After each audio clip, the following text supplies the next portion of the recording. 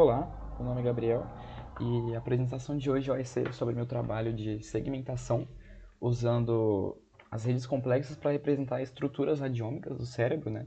Então, esse projeto foi feito usando LaTeX e aqui está no Overleaf toda a publicação que eu vou deixar disponível.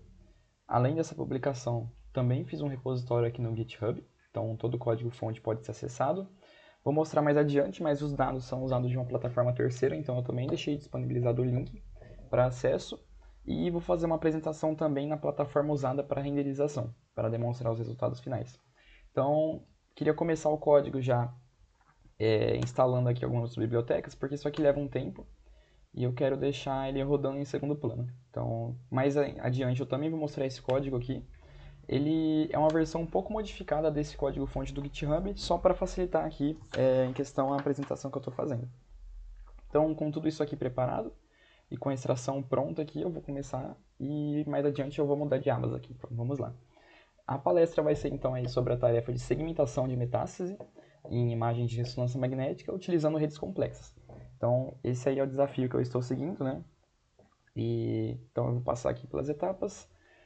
Vou dar o contexto. Então, dentro da medicina, a gente tem a medicina de precisão, que é basicamente você fazer análises específicas de alguns exames de uma maneira personalizada, né, para os pacientes.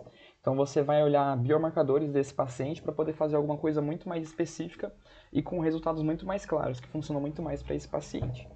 E isso é feito com imagens médicas, né? Então podem ser imagens 2D ou 3D. No caso, como eu estou fazendo uma aplicação com imagens de cérebro, elas são 3D. Então, como que isso funciona? A gente tem várias chapas de slices, né, que são chamados, que são camadas.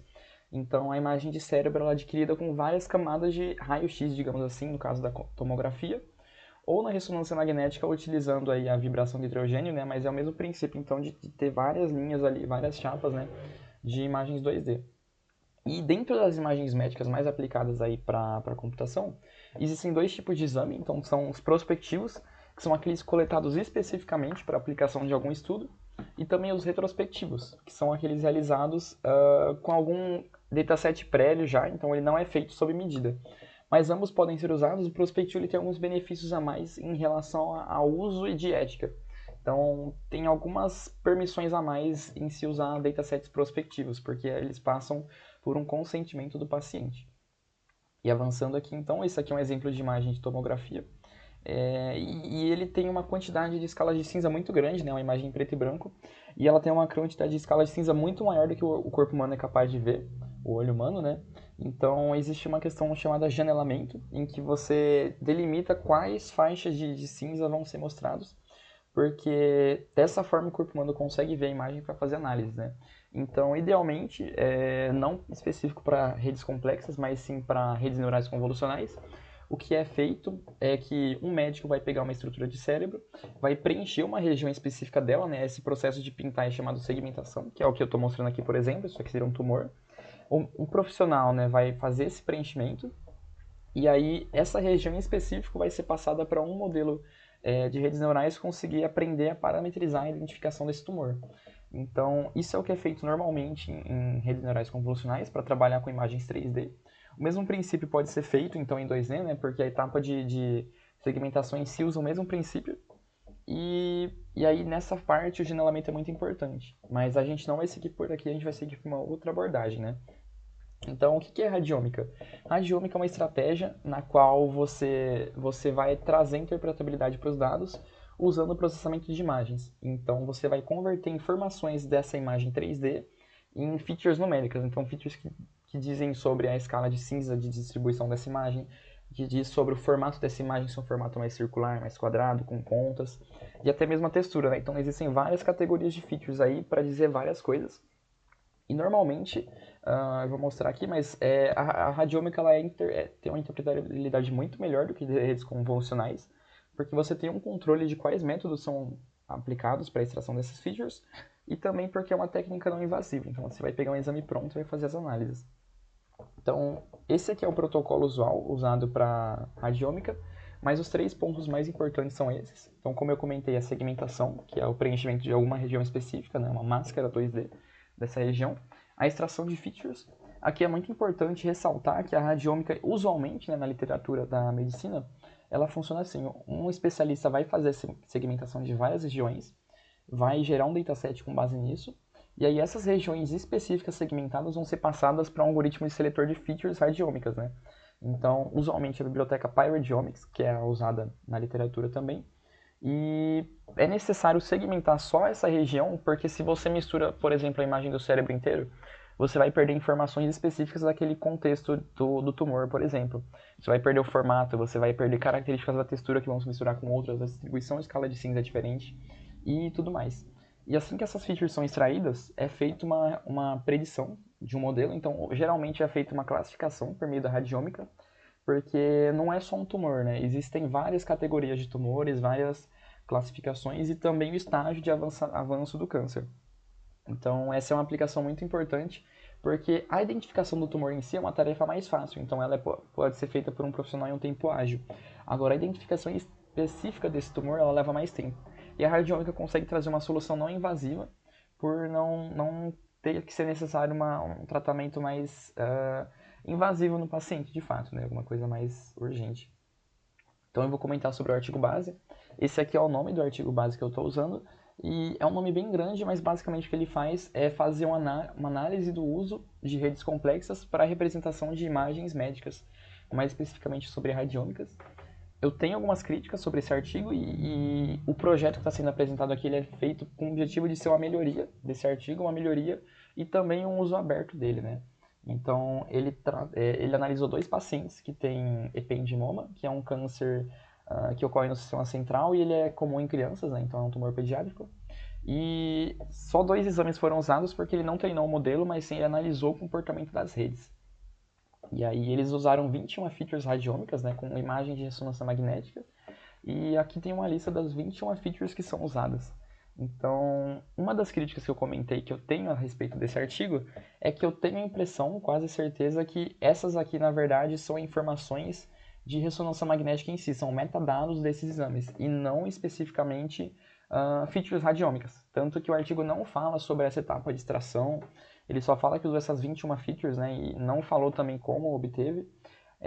Então eu creio que ele na verdade não usou radiômica. No fim da história eu acredito que ele usou na verdade só informações de metadados do próprio exame que ele fez. Então como funciona? Cada voxel, segundo esse artigo, vai ter essas informações, né, que ele chamou de features radiômicas. E aí, como a imagem pode ter uma dimensão muito grande, se a gente tem uma imagem de 300 por 300 por 300, a gente chega a ter milhares, até milhões, né, de voxels para poder analisar. Então ele agrupou esses voxels por clusters. Então ele usou aí um algoritmo de KNN para aglomerar. E qual que foi a ideia? Ele concentrou voxels com a mesma característica, né? Então características semelhantes foram armazenados em clusters no mesmo cluster para poder dizer sobre a característica geral desses voxels. E então ele criou uma rede em cima disso, na qual cada cluster vai ter então essa característica única. Deixa eu só conferir aqui se a configuração do OBS está de acordo. Perfeito. Perdão. Deixa eu voltar aqui. E ele fez esse agrupamento, e com esse agrupamento ele pode criar então uma rede, na qual cada vértice vai ser um cluster desses. E aí a gente tem uma paridade, porque a gente foi de um voxel para um conjunto de voxels dentro do cluster, mas armazenando esse chaveamento de qual voxel pertence a qual cluster, é possível fazer o retorno para poder converter essa rede de volta em uma imagem 3D, o que vai ser mostrado adiante aqui, e que foi feito também no meu trabalho. E aí ele estipulou então os vértices, né, com base nos clusters, mas ele não tem ainda uma relação de elo. Então o vértice a aresta dessa rede foi feita por meio do cross correlation. É o inverso dela, né, para poder ficar uma distância de 0 a 1, na qual quanto menor o valor, mais força ele tem. Quer dizer que dois clusters são muito próximos um do outro. Então aqui está a matriz de adjacência dessa rede, na qual o vermelho é o que está mais correlacionado, né, com arestas, com ligações mais próximas de 1, e o que está em azul é o que tem menos relação, né, então está próximo de 0. E esse quadrado superior esquerdo é justamente onde está localizado o tumor, nesses clusters, né, e como pode ser percebido, essa região está muito forte, né, ela tem uma cor muito forte do resto, inclusive tem essa região em azul que separa das demais, como se fosse de fato uma ponte, que é o que o artigo vai apontar. Então aqui ele fez a definição de autoridade, de hub, de ponte, E, segundo o artigo, o tumor ele concentrou dentro dos clusters que fica até na verdade, recursivo, né? Porque no cluster de clusters que é onde estava concentrado o tumor, né? Então eu vou mostrar mais adiante a rede final.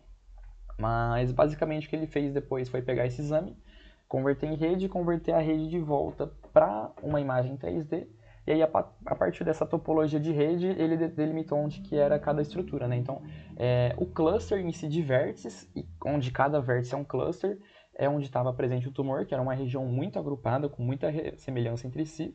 A região azul é delimitada por pontos, então são aqueles vértices que vão unir a estrutura geral e saudável da imagem de cabeça com a região de tumor. E ela é uma ponte justamente porque ela tem poucas ligações, mas essas ligações são muito importantes, né? Então, isso sim que foi feita a separação. E a parte saudável está em verde, ela só é uma rede, eu vou dizer assim, homogênea, mas no sentido de que ela não é pouco nem muito distribuída, né? Ela tem uma ligação ali média. E também foi analisada uma questão de quantos clusters são feitos, né? Então aqui, por exemplo, estão 10 clusters, 20, 30, 50. Segundo o artigo, entre 30 e 50 foi a região ideal aí de se fazer clusters, porque, como eu vou mostrar aqui, quando ele chegou a 100, acabou tendo overfitting, né? Então não só a parte do tumor teve um cluster específico, mas também uma outra parte ele passou a ter uma região mais concentrada e o resto ficou mais distribuído. Então, entre 30 e 50 é a região ideal para se detectar o tumor. Isso é uma coisa muito importante porque vai ser testado futuramente, né? Mas eu usei de base aqui para o meu artigo. Então a conclusão desse artigo é que por meio da topologia da rede é possível aí detectar as bordas do tumor. Isso aí é uma coisa muito importante para fazer um preparamento cirúrgico, né? Para você poder retirar a mínima parte possível de tecido saudável enquanto você tem a garantia de estar removendo aí a região patológica do tumor. E além disso é uma solução white box, porque ao usar a radiômica você tem a ciência do que você está usando como features, né? Não é uma feature de caixa preta como redes neurais. E também a rede por si só, né, a rede complexa, ela usa métodos também que são caixa branca, né, porque tudo é feito por meio de uma estratégia. Então eu vou fazer aqui algumas reflexões, né. A primeira é a minha maior crítica, se foram feitas de fato usando features radiômicas, porque eu tive a impressão de que aquelas ali eram features relacionadas aos metadados do exame de ressonância, e também o artigo, como eu comentei anteriormente, né, a literatura de medicina, ela segmenta a região específica do tumor, e só essa região específica passa pela extração de features. Enquanto que o artigo mostrou que foi usado 1/4 aí da imagem de cabeça, né?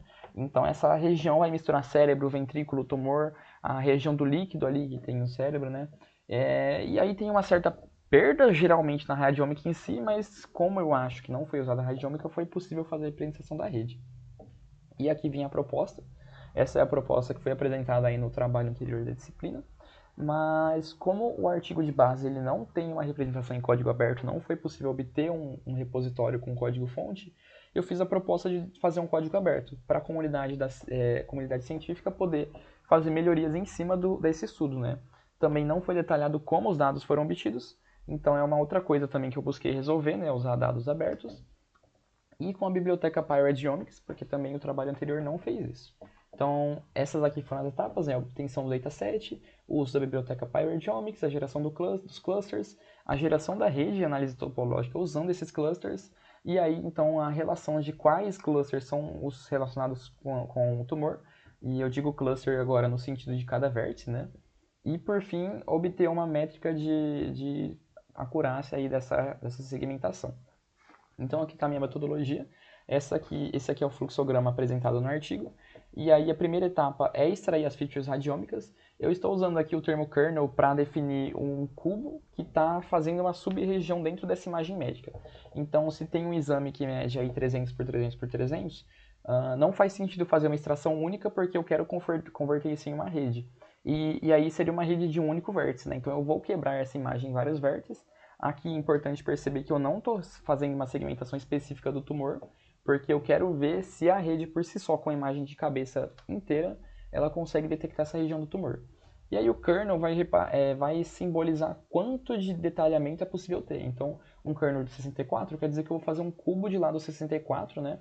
E aí ele vai englobar 64 voxels em cada lado, né? Base, altura e profundidade. E eu vou extrair as features radiômicas desse kernel, né? Em seguida, eu vou fazer uma clusterização desses kernels, então eu vou ver quais kernels têm uma relação radiônica muito mais próxima, né, por meio de correlação. Vou converter isso em uma rede e, novamente, seguindo aí os passos do artigo, cada aresta vai ser a correlação entre vértices, né? E aí vou fazer a captura dos vértices mais afastados. Aqui, mais afastados eu digo no sentido de a estrutura diferente do resto, né? Porque o câncer, como mostrado pelo artigo, ele tem uma topologia diferente do resto da rede. E aqui eu vou usar o IOU como métrica de similaridade entre a imagem original e o exame. IOU, no caso, é a intersecção sobre a união. Então eu vou pegar o volume comum tanto da região certa do tumor quanto a região que eu gerei por meio da minha rede e vou dividir pelo volume total. A gente só consegue fazer isso porque o dataset que eu estou apresentando aqui, ele já foi segmentado previamente por um especialista. Se não tivesse essa segmentação, não seria possível fazer isso. E aqui então eu comento sobre as colunas que eu usei, os dados, né, de análise da rede. Então tem o kernel, que vai ser esse grau de detalhamento das sub-regiões do exame. Eles sempre são cúbicos aqui, é uma coisa que eu vou apontar no futuro. O número de clusters também, como o artigo comentou ali, de 30 a 50 é o tamanho ideal, e eu vou fazer esse teste também. A correlação máxima aqui é uma coisa que eu estou usando que não foi feita pelo artigo para poder reduzir as features sendo usadas, porque na minha versão do código eu obtive 65 features radiômicas mais ou menos, e aí essa é uma quantidade muito grande para se fazer uma rede, então eu fiz essa possibilidade de você reduzir, né? Então, se você, a correlação máxima quer dizer que eu vou descartar, vou descartar features que elas tenham correlações com outras features a partir de um certo valor.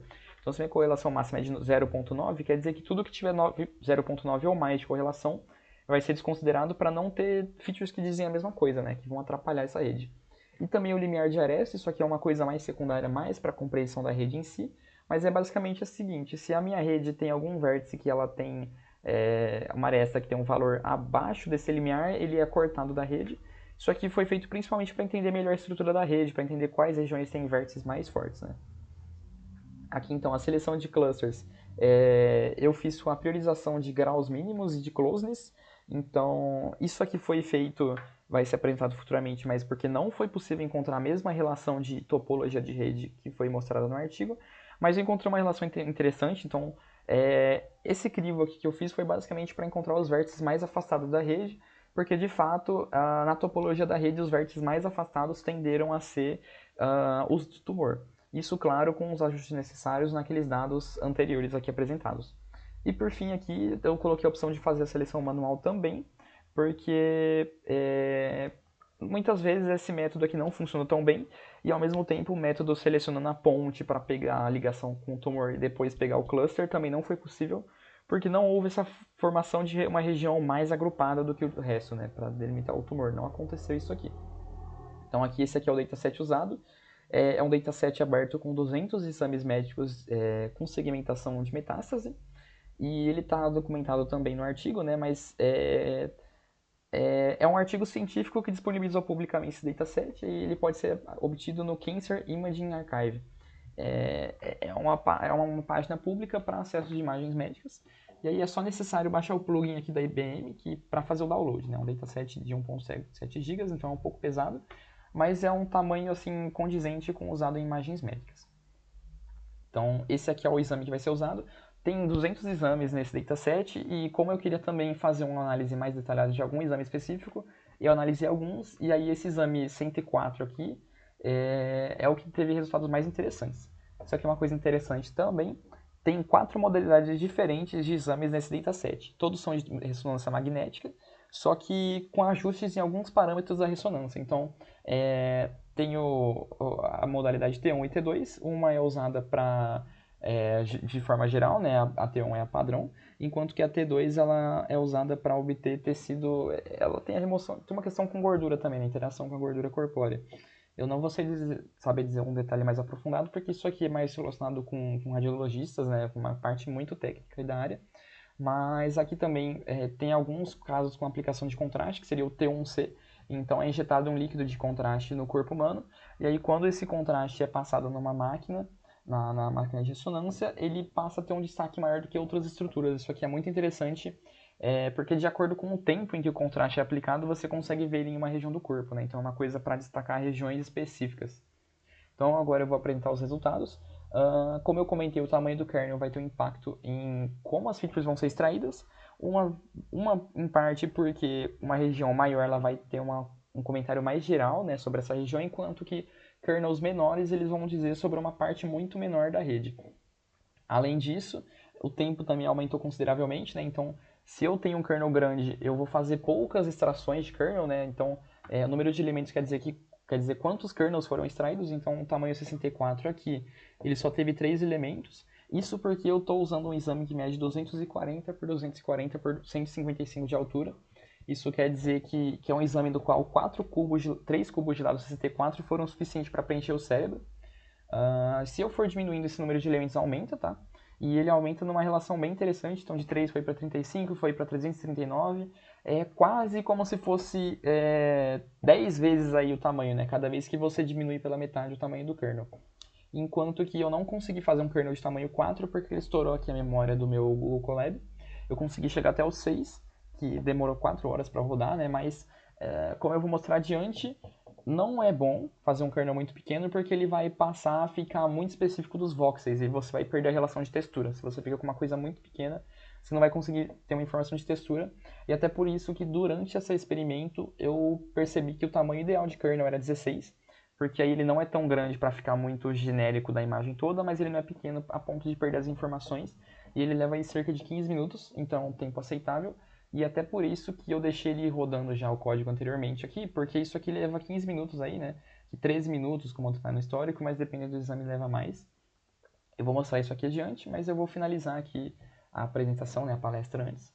E também aqui, de acordo com a quantidade de clusters, formou-se uma topologia específica de rede. Então aqui tem uma rede com 10 clusters, ela está desconectada. A com 20 passa a ser toda conectada, mas ela tem uma característica bem espalhada, né? Não ficou muito legal. A partir de 30 também, como no artigo, ela passou a ter uma topologia muito bacana. E com 40 e 50, assim como no artigo, né? No artigo de base, a quantidade ideal de cluster foi 46, o número específico que teve o melhor resultado. Aqui, entre 40 e 50, eu abordei 50, mas qualquer valor entre 40 e 50 vai ser ótimo. Vocês vão perceber aqui que o cluster de número 12 é o que está mais diferente de todos, ele está afastado. Não chega a ter uma estrutura de ponte tão bem definida, então ele não está separando dois lados assim, desconectados, porque tem uma conexão por baixo. Mas esse em si vai ser o cluster que está indicando o tumor, isso já foi conferido manualmente já. E é uma coisa muito interessante porque aí com o código que eu comentei que eu fiz aí por meio do closeness e de usar também o grau desse vértice, eu consigo identificar ele, porque ele vai ser o vértice mais afastado, então ele vai ter um grau baixo e vai ter um closeness baixo. Então se a gente faz uma ordenação do menor para o maior, ele vai ser o primeiro listado nessa lista. E aqui com 100, já há praticamente a perda aí da estrutura da rede, como o artigo comentou de overfitting, aqui tem um certo overfitting também, porque é praticamente a distribuição de todos os vértices, né? Aqui está a rede completa e assim, a estrutura não é tão parecida, mas a distância, assim, o formato fica mais parecido, de 100 para 371.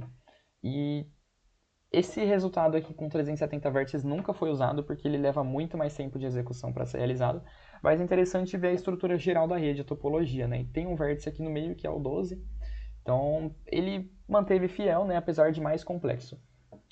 Aqui eu queria comentar, esse vértice mais afastado central aqui, que antes era o 12, aqui ele vai ser o vértice 0. E ele teve um IOU de 5%, que é de 0,05, perdão, quer dizer que ele só corresponde a 5% do volume do tumor original. E aqui não está clusterizado, né? Então aqui vai ser uma região de tamanho 16, então não tem como cobrir tudo, mas é muito interessante que de fato o vértice mais afastado aqui simbolizou o tumor, porque a região tumorígena, a região do tumor, perdão, cancerígena, né? Ela vai ter um comportamento muito diferente do resto da imagem. A radiômica em si ela é muito usada para detecção de câncer justamente porque ela tem uma estrutura muito característica, que pode ser, o câncer, né, pode ser muito bem obtido por meio da radiômica. Eu fiz aqui um teste por detecção de comunidade ao invés de fazer cluster, né, com a técnica de Low-Vein, mas acabou não tendo um distanciamento tão bom aqui, né, uma caracterização boa da rede. Aqui está a rede completa, mas ele diferente da rede geral aqui que pegou uma região no centro, que era essa região do tumor, o método de Low-Vein não conseguiu detectar tão bem essa região específica. Não me aprofundei tanto em usar a detecção de comunidade porque eu queria seguir o padrão base que o artigo usou, o artigo original, né? Então, essa clusterização aqui minha também foi feita com caminhos para poder tentar ser fiel ao máximo que dava ao artigo base. mas aqui deu uma abertura interessante para a gente fazer mais esse uso de redes complexas, né, testar métodos de detecção de comunidades. E aqui então, passando agora, além de testar a variabilidade de clusters, eu estou testando também a máxima correlação, que como eu comentei anteriormente, é a variável que eu usei para poder descartar features que são muito correlacionadas uma com a outra, né? Então, o valor 1.0 ele pega todas as features que não tenham correlação 1, então a gente ficou com 61 features. Se a gente pega todas as features que têm menos de 0.9 de correlação, vai passar a ser 31, então a gente divide pela metade o número de features usadas. E é possível ver que de pouco em pouco a topologia da rede vai mudando, né? Com 0.8 de correlação passou a ser 18, 0.7 11 features. Então, aqui no 0.7 já são features que é uma muito diferente da outra já, né? Uma correlação de 0.7 já começa a ir para uma quantidade com não tanta semelhança quanto uma 1.0. É interessante ver também que a rede fica com uma estrutura bem diferente, né? Vai mudando de pouco em pouco. A partir do 0.5 ela já fica muito, muito, muito diferente mesmo, mas aí já se perde muita informação dessa rede. Aqui eu quero comentar também sobre o limiar de arestas, né? É uma coisa que eu usei mais para poder analisar a interação da rede. E do 0 ao 0.2 quer dizer que eu estou cortando arestas que estão com um valor de no máximo 0.2. Isso aqui é só para simplificação da rede, porque assim a gente vai descartar coisas pouco correlacionadas, né, que é a forma como essas arestas foram feitas. E do 0.4 em diante também já tem uma perda da estrutura da rede muito grande, né? Então 0.6 a rede já até para de ter uma estrutura tão bem definida, né? E todos esses casos aqui, como eu comentei, são do exame 104, e tanto o limiar 0.4 quanto o 0.6 eles vão ser mostrados mais adiante, porque eles vão ser casos de exemplo em que foram eles que obtiveram uma das melhores pontuações. Aqui tem um exemplo de comparação do exame mostrando a segmentação do tumor. Então, essa região de tumor é a que está em amarelo e verde. Essa é a região que foi analisada por um especialista, é a região que de fato é o tumor. E esses quadrados em azul são os kernels. Então, é onde a topologia da rede indicou que estavam as características do vértice ou dos vértices, né, do cluster mais afastados do tumor. Então, aqui a gente consegue perceber que ele teve uma certa similaridade, né? Esse caso aqui ele teve 13% de IOU, quer dizer que 13% do volume estava em intersecção entre os dois, né? E uma coisa importante, como eu usei kernels, quer dizer que algumas regiões aqui misturam o tumor com a região que não tem tumor. Então, nessa última imagem aqui, esse retângulo azul, ele está passando para fora do tumor. Quer dizer o quê? Que é uma perda de informação ao fazer isso, porque você vai misturar a quantidade de escala de cinza com a região que não tem tumor, você vai perder a textura específica dessa região também. Mas, como o objetivo aqui foi testar a topologia da rede, o objetivo era seguir aí o artigo original, e o artigo original fez mais ou menos isso, né, de usar clusters. Então aqui eu vou apresentar as conclusões. Então, apesar de um valor aí muito baixo, foi possível perceber uma certa relação, né, entre radiômica e topologia. Como foi mostrado aqui, né, foi bem baixa, mas ainda assim, o fato dos vértices mais distantes da rede serem os vértices do tumor indicam que há uma correlação. Então eu diria que sim, há espaço de estudo para essa área, né? Apesar desse experimento em específico não ter encontrado os melhores resultados, muito provavelmente, ao se usar uma abordagem diferente em alguma dessas etapas realizadas, é possível obter um valor maior de volume aí, né? E aí o IOU obtido durante o experimento ficou entre 0.05 e 0.20, quer dizer que o melhor caso de correspondência foi de 20%. Eu vou mostrar mais adiante aqui, mas ainda aqui eu queria mostrar então possíveis formas de se melhorar esse resultado. Então, uma técnica diferente para a separação das regiões do cérebro, né? Porque eu usei cubos praticamente para separar essas regiões, mas aí o cubo perde as informações radiômicas. Uma possibilidade é você usar os superpixels, né, que é uma técnica de segmentação de imagem 2D, em qual você vai aglutinando aí os pixels que são mais próximos, né, isso é usado em imagens 2D, mas pode ser usado aqui também. O problema é que ao fazer isso, muito provavelmente você não vai seguir pela abordagem radiômica, porque você vai seguir pela escala de cinza em si, né? Mas é uma possibilidade muito interessante. Outra possibilidade seria testar outras modalidades de exame. Então aqui eu rodei com ressonância magnética, mas seria possível testar aí com PET-CT, que é uma outra categoria de aquisição de imagem, ou uma tomografia computadorizada, né, que também é uma imagem 3D. E também tentar usar diferentes dados radiômicos aqui para gerar essa rede. Então eu gerei só com alguns dados, né? Eu usei 64 features aí, mas a radiômica permite o uso de mais de 1000 features, né, a depender da configuração que é realizada. Então esse é o final da palestra. Eu queria fazer agora uma apresentação prática do resultado obtido. Meu código ficou rodando, essa primeira célula que é responsável por extração das features radiômicas. E o que ela vai fazer? Eu vou passar aqui o tamanho do kernel e ela vai iterar sobre todo o exame. Ela vai ver quais regiões de kernel tem pelo menos 70% de volume preenchido com um valor maior do que zero, né? Porque assim a gente evita regiões com ar, porque uma imagem médica ela vai conter ar em volta, né? E esse ar tem que ser ignorado para poder não dar distorção nesse exame. Então, aqui foram obtidos aí 370 linhas, né, 370 kernels e 104 colunas. Aqui é muito interessante ver, se eu der uma atualização aqui e pegar o CSV, então ele vai ter 104 colunas, só que algumas dessas colunas, as 3 primeiras são sobre localização aí do kernel, e os primeiros dados aqui obtidos com a biblioteca PyRegeomics, eles são dados, na verdade, são metadados, né? Então eles vão falar a respeito das configurações usadas, vão falar o spacing aqui do kernel, o tamanho original da imagem, vão ter também médias do exame todo, né? Então é uma informação muito interessante. E só a partir da coluna 40, mais ou menos, que iniciam aqui as informações radiômicas de fato, né? Aqui as informações radiômicas. E ainda assim, as primeiras features, né, elas foram descartadas porque elas dizem respeito ao volume, ao formato dessas imagens. E como a gente está descartando aqui o formato da imagem por todos os kernels serem cúbicos, essas primeiras colunas foram descartadas. Então, se eu chegar aqui no final do exame das features, né, aí sim vão ser features sobre escala de cinza e outras informações radiômicas em si.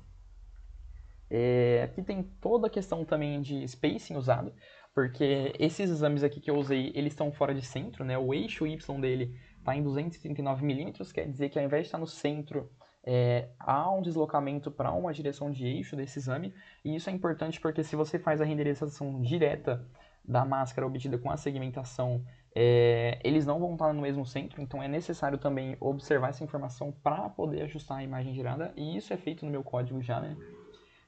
Enfim, a extração de features gerou esses dados radiômicos, e aqui o código seguinte é um código de geração da rede, na qual, ao final, aqui tem todas as informações numéricas que eu gerei ali de variáveis, né?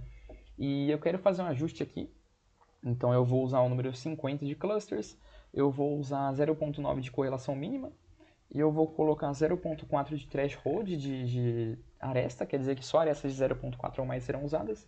O kernel tem que ter tamanho 16 para poder seguir o outro ali, senão a rede não vai ter essa comparação de fato. Esse código ele vai salvar o mapeamento feito de clusters aqui, porque ele vai converter a rede vai converter aquela tabela em uma rede de clusters, né? E é necessário manter a paridade. Então, como eu tinha mostrado, né, o kernel o cluster de kernels de número 12 é onde está a principal parte do tumor e ele é o mais afastado, né? E aqui uma coisa muito interessante, tem uma impressão aqui do número de vértices usados, o número de arestas. Então, se eu for alterar aqui esse threshold, o número de arestas vai diminuir. Se eu colocar aqui 0.0, ele vai usar todas as arestas, quer dizer que vai usar 556. Ele levou até mais tempo, né? Foi perceptível, porque também mais arestas vão consumir mais processamento na hora de renderizar, né? O tempo aqui é mais rápido. Eu posso ajustar tudo aqui, então se eu fizer aqui 0.4, por exemplo, ele só vai usar colunas que tenham muito pouca correlação, né, porque vai ser uma correlação de 0.4 ou menos, e isso aqui é o resultado final do grafo, né, ele não tem mais nenhuma região específica, não tem uma região aglutinada do tumor, porque ele vai ter esse círculo aqui, né, e vou voltar ao zero. Se eu colocar, inclusive, 1.1, quer dizer que ele vai usar todos os dados, né, porque aí não vai ter nada de correlação, porque é impossível ter uma correlação de mais de 1. Vai usar 61 colunas e aqui essa foi a topologia da rede. Vou voltar ao 0.9 porque eu preciso da rede aqui base. Como eu disse, o vértice 12 é o que vai ser usado aqui para a geração da máscara, né? Vou passar aqui para baixo. E esse código seguinte é o código que vai obter os clusters mais afastados, né? Então ele faz isso de maneira automática. Eu passo aqui o número de nós, o número de vértices, né, que ele vai usar. Se eu passar 3, ele vai pegar os 3 vértices mais afastados porque ele faz um ranking. Então, segundo esse código, são os vértices 12, 22 e 48. Se eu conferir aqui na rede, 12, 48 e o 22 eu não estou achando, mas ele provavelmente vai ser o terceiro vértice com menor score. E se eu colocar um aqui, ele vai pegar só o vértice mais afastado de fato. Então ele vai pegar o 12, como eu mostrei, é o mais afastado. É possível também fazer uma variável estática, uma lista, né, fixa com quais vértices são escolhidos, isso aqui mais para um teste extra da rede. Então aqui eu vou selecionar só o primeiro, né, o 12. O código seguinte, ele vai pegar esses clusters passados na lista, ele vai converter de volta para kernels, e ele vai gerar uma imagem ni.gz, que é o formato usado na medicina para obter esses exames de ressonância. Ele vai gerar em 3D aí essa máscara, né, e a gente vai poder fazer uma comparação com o exame original.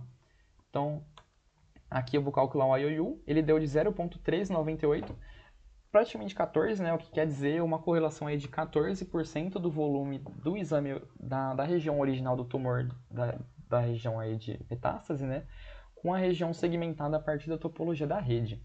Eu vou baixar essa máscara de segmentação, então ela se chama Segmented Mask.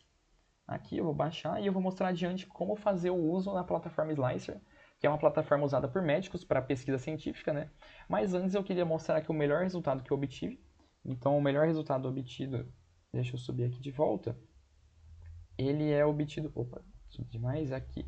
Ele é obtido ao se usar uma correlação de 0.9 e se usar 0.6 como threshold para formar aqui as arestas, né? E aí ele vai fazer uma rede um pouco diferente. A gente já sabia que o vértice 12 era o vértice com tumor, e diferente do artigo base, no qual houve-se um cluster ali com a região dos tumores, né? Deixa eu voltar aqui no slide. Aqui é uma clusterização no artigo base. Aqui eu não obtive isso, né? Foi possível ver que ele já está mais afastado do resto. Mas essa ponta aqui com o vértice 12, com o vértice 48 e o 27, vai mostrar aí os vértices com o tumor, né? Então, se eu incluir eles também no meu cálculo de renderização, vou mostrar que vai ser a melhor a score de IOU que eu obtive.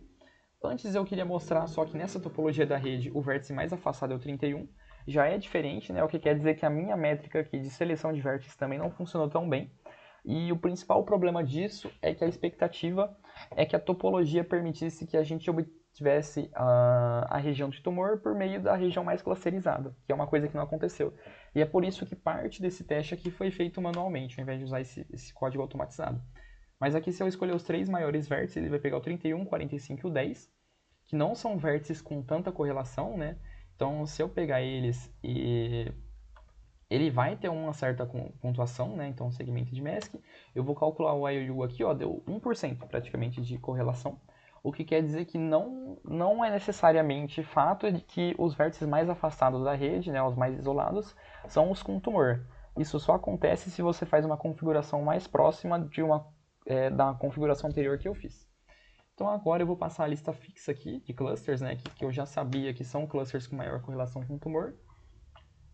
E eu vou gerar aqui, ele deu 0.20 de IOU, o que quer dizer que esse aqui é o caso máximo, né, de correlação, e deu 20% de correspondência, o que quer dizer que está faltando uma região do tumor que não foi encontrada, né, mas não tem garantia nenhuma de que se eu encontrar os outros vértices que estão englobando esse tumor, que o IOU vai aumentar, porque como eu estou usando kernel de tamanho 16, é possível que eu escolha kernels com tumor que eles vão ter um volume muito grande de região saudável do cérebro.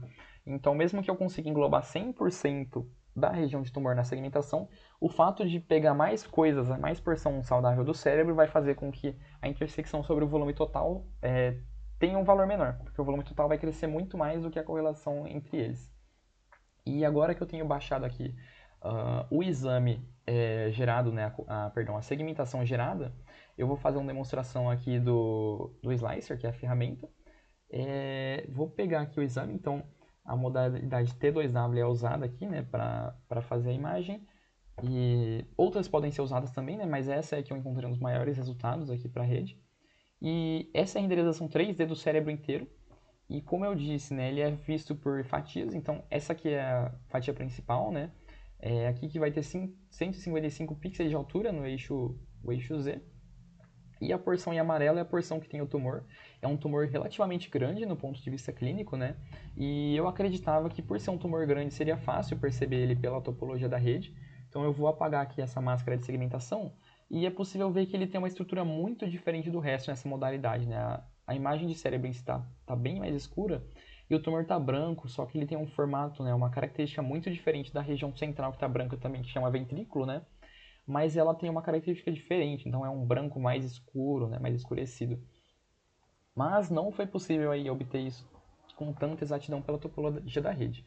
Eu quero agora fazer uma renderização desse tumor, né? Então eu vou fechar aqui o set 3D aqui do cérebro e vou fazer eu vou fazer aqui então uma renderização 3D do tumor. Essa é a região total esperada de segmentação do tumor. Ela não está centralizada, né? Porque como eu disse, tem um afastamento em relação à origem de voxels, mas isso é como o exame foi coletado em si. Esse é o tumor. E agora eu vou fazer o carregamento aqui da máscara gerada. Isso aqui tudo pode ser feito aí por meio do GitHub, né? É só baixar aí, então a máscara NGZ gerada. E aí já é possível fazer isso. É necessário um passo a mais. Então essa imagem aqui ela não está segmentada ainda. Então eu vou fazer uma segmentação. E eu vou fazer uma segmentação pintando a imagem toda, porque eu tenho aqui uma máscara binária, né? Esse quadradinho aqui que está aparecendo é o quadradinho que indica onde está o tumor. Aqui, né? E eu vou fazer a segmentação, então para você fazer ela, você vai lá com o botão direito, Add Segmentation, você vai em Edge, vai em Threshold, e a segmentação é feita pegando essa região de kernels e passando o valor 1 para a máscara, então eu só tenho que colocar 1 aqui no range, para pegar de 1 a 1, eu vou dar um Apply, e agora eu vou dar um Show 3D. E aqui já pode ser visto então o tumor, né? Tem uma região em verde aqui que pode ser vista aqui no canto esquerdo, quer dizer que ele está dentro aí já do tumor. E eu vou apagar então aqui essa figura 3D. Esse aqui então, essa aqui é a segmentação feita por base na topologia da rede. E essa versão aqui é a versão que tem 13% de IOU em relação à máscara original. Então se eu colocar aqui de volta a máscara, a gente consegue ver os dois. E aqui também a versão 2D da correspondência, só que com a segmentação está em verde, não é possível ver direito. Então eu vou trocar a cor, eu vou pegar uma cor mais chamativa, então vou pegar esse vermelho aqui para dar um contraste. Então o quadrado vermelho indica onde está o tumor segundo a rede, e a parte amarela é o tumor original. E é muito interessante porque essa parte aqui em específico, ela tem quase 100% de cobertura, né, de onde está o tumor. Então essa é uma região que por acaso, ao fazer a segmentação por kernel, ele pegou aí 100% do quadradinho, né, ele não misturou com outras regiões. Então até por isso que espera-se, né, que ela tenha desempenhado tão bem. E aqui ele pegou outras partes, né? Enfim, esse aqui então foi o resultado obtido. Vou mostrar aqui em outros pontos de vista. Então aqui, né? Aqui já é em outra visão. Então um é de lado, um é de frente, um é visto de cima. E aqui também é outra parte do tumor, né? É muito interessante que a rede chegou a ter uma proximidade com onde estava o tumor de fato, só não foi 100%. Então, fica aqui a minha conclusão aqui do resultado obtido, né? E aí eu deixo uma porta aberta para um avanço na ciência nessa área, porque talvez com outros métodos aí de obtenção dessas features, seja possível obter resultados melhores. Então eu queria agradecer pela atenção, obrigado, e vou colocar todas as publicações à disposição, né? Vou deixar na descrição aí do vídeo. Então, muito obrigado.